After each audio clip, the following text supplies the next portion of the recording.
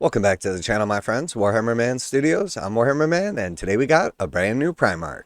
Might not be the Primarch I want, but it's definitely cool. This video is sponsored by CMO Games. More on that later. Magnus the Red leads his Thousand Sons champions into the Joytoy figure range. Several Primarchs from the Horus Heresy era have joined the range of a highly detailed Joytoy action figures, and it's time for another to join them. Rogaldorn and the Warmaster Harris are already lording over your shelves, so who could the newcomer be? So I'm always super excited when we get a brand new Primarch, pretty much brought to any range. Obviously, my number one choice is 40k Primarchs coming back. After that, I'm always happy to see some cool new models. But honestly, the Joytoy stuff has been pretty cool as well. So while it's not my first choice, I'd much rather get a 40k model Primarch return. But this is still pretty freaking cool. And I gotta say, this is a nice looking model right here. And by model, I mean toy. It's Magnus the Red, standing 26.2 centimeters tall to the tip of his horns. That's taller than even Horus, and dripping with arcane finery.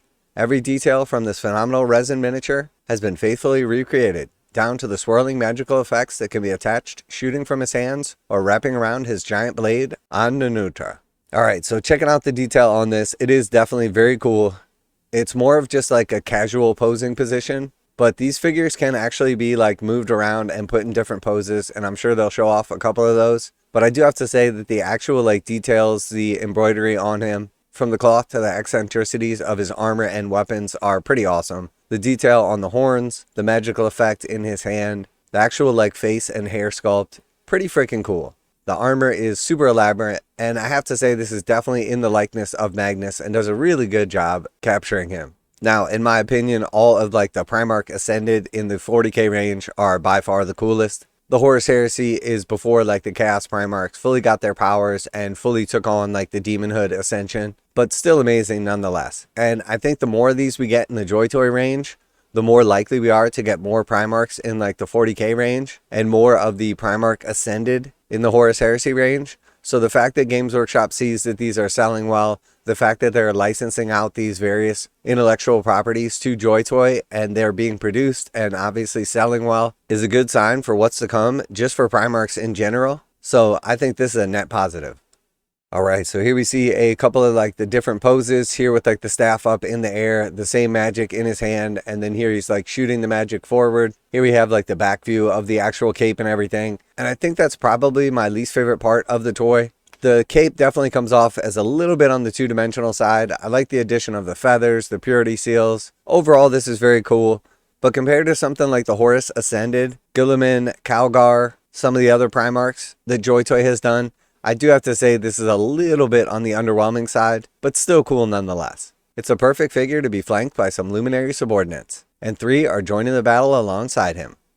Magistus Amon served as Primarch's query throughout the Great Crusade and is even rumored to have been the young Magnus' tutor before his reunion with the Emperor, but despite his great fame, he remained as a mysterious and solitary figure. So Magistus Amon, again, pretty cool. The actual face itself definitely has like a plastic feel to it, which makes sense since it's made of plastic. I think overall the cape is a little bit more three-dimensional, the curvature, the like texture to it and everything, but a little bit underwhelming here, especially relative to Magnus and the Primarchs that have come out.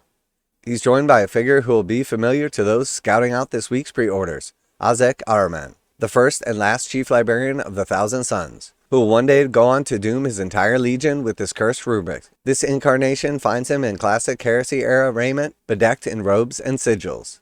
So again, pretty cool overall, a little bit on the underwhelming side. The actual cloth is like much more three-dimensional here and definitely has a nicer look to it. I'm not sure if it's the actual like armor or just like the overly glossy effect that they have going on here, but again, just really looks plastic to me. Very cool, awesome to see them expanding out the range for the Thousand Sons. But these definitely don't have the appeal of like Horus to make me want to bite on these toys. Now a quick message from today's sponsor. CMO Games has been selling Games Workshop products online for over 20 years. They carry the full line of Games Workshop products including Warhammer 40,000, Age of Sigmar, Necromunda, Blood Bowl, paint tools, and more. Almost all Games Workshop products are priced at 15% off MSRP. CMO Games takes pre-orders for most Games Workshop products released at their earliest date possible. 12:01 a.m. on Saturday, they go live. Most of these pre-order products are also priced at 15% off MSRP. CMO Games offer free shipping in the US 48 with an order of $50 or more. Their customer service is top-notch and they ship most orders within 24 hours. Visit CMOGames.com using the affiliate link in the description and let them know that you heard about CMO Games from Warhammer Man. Now, back to the video. Lastly, a Praetor of the 15th Legion teleports into action, clad in highly ornate Terminator armor. This shiny red plate is wrapped in green cloak and Prosperin icons. The figure comes with a combi bolter and unique Acheon power weapon. If you want to add a touch of the mystical to your Warhammer figure collection, or you're a diehard Thousand Suns fan who knows at the heart of hearts that Magnus only did what he thought was best, you can pre-order him right now on Warhammer merch store. So I'm definitely not a huge fan of like the old school Horus Heresy type armor. While the Burning of Prospero actual like Magnus figure from the Horus Heresy is pretty freaking awesome, the actual like model itself, I think I'm definitely a little bit underwhelmed by these specific Joytoy figures. And the fact that the actual Primarchs like Guilliman, the 40k range, or Horus Ascended in the 30k range are pretty amazing and definitely had me excited for the Joytoy stuff. I'm definitely not getting the same feel from these. So super cool. I'm sure there's somebody out there that is like ecstatic about these and will definitely be picking them up. I know there's a ton of people that just collect all of these Joytoy figures, and I'm excited for them, especially the actual Primarchs, because I know that they are definitely the coolest part for me of like Warhammer 30k, of the story, and realistically the awesomeness of the actual lore itself, and the Primarchs are at the center of all that, is what makes the Horus Heresy and the Warhammer 30k/40k universe as cool as it is. And after seeing the other new Joytoy models for the Thousand Suns, Magnus is by far the coolest one, but I am for sure a little bit underwhelmed by these. Maybe just because Horus was so absolutely amazing. It's going to be tough for anything else to stack up. And realistically, the 40k Primarchs like Lionel Johnson, Guilliman, and even Horus are like some of the most awesome Joytoy figures, probably the most awesome Joytoy figures ever created. Maybe it's going to take something like the Emperor to actually come out to be able to top them, because I feel like they basically reached peak. But definitely cool, definitely impressive, and I'm sure somebody out there is super excited for these. I'm curious though what the price range is going to be on these.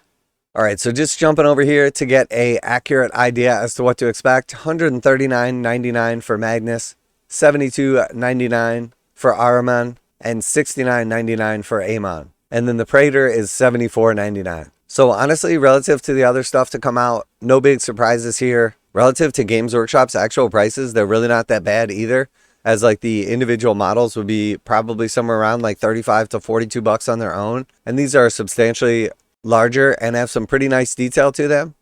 But I don't know what it is about those specific ones, the Thousand Suns new Joytoy stuff, that they're just a little on the underwhelming side. Even like the actual Russ is just on a completely different level. It's got to be something about like the gloss look to the armor, or maybe like the actual like details. Maybe they're sculpted by someone different. But like this Russ face right here and just the eccentricities of the armor and everything is just on another level. And I think I can confidently say that even after checking out this one or some of the other like of my favorites that I mentioned before, the Thousand Suns stuff is just a little bit on the underwhelming side. I mean, the poses of Russ right here, the details of the face, the armor, the weapons is on another level. So maybe it's the actual sculptors, but there's something about the Thousand Suns that feels a little bit underwhelming. So let me know what you think. Have you been picking up these Joytoy action figures? Always like to hear back from you guys in the comments. And as always, special thanks to CMO Games for sponsoring the channel. Check out the link in the description to save 15% on Games Workshop products. That's it for today. Warhammer Man Studios, I'm Warhammer Man. And while getting a new Primarch is always cool, it's definitely not on par with some of the other stuff from Joytoy. And I'm out of here.